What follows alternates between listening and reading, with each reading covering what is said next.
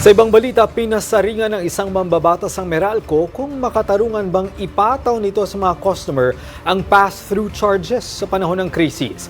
Napapanahon na rin anya para suriin ang EPIRA Law at ERC Riles para matiyak na legal at patas ang sistema ng kuryente. Si Bien Manalo sa detalye.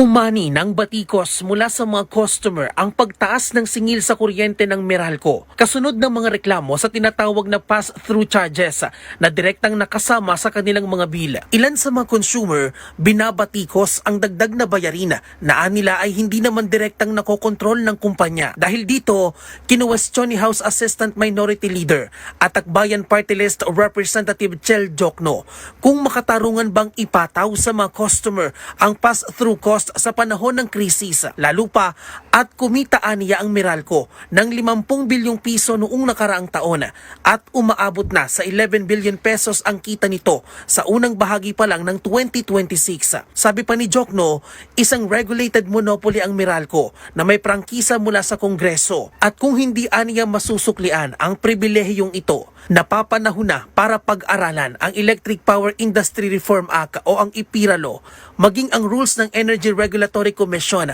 para matiyak na legal at patas ang sistema ng kuryente. This is about easing the burden on households and addressing a fundamental cost of living pressure. If these charges are legitimate, they must be clearly and intelligibly explained.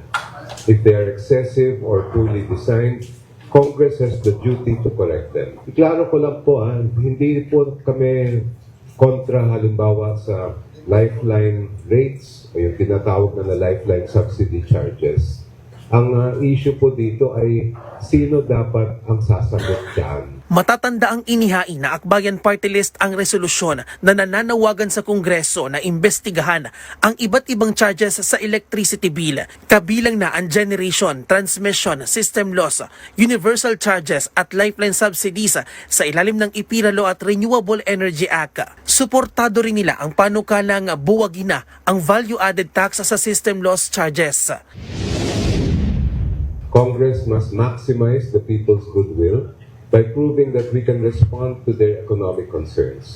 Working families should not be left confused or overwhelmed by electricity bills they cannot fully understand or verify. Paliwanag ng Meralco, ang karamihan ng singil sa kuryente ay nagmumula sa generation charges na apektado ng market forces, presyo ng krudo, supply conditions at foreign exchange movements. Suportado rin nila ang mungkahin ng gobyerno at energy industry para mapababa ang konsumo at bayarin sa kuryente. Tiniyak din nila na mananatili silang transparent sa kanilang mga customer mula sa generation at transmission charges hanggang sa mga buwis at iba pang government mandated charges. Para sa totoong balita sa Bagong Pilipinas, Bien Manalo para sa 13 sa tanghali ng Congress TV.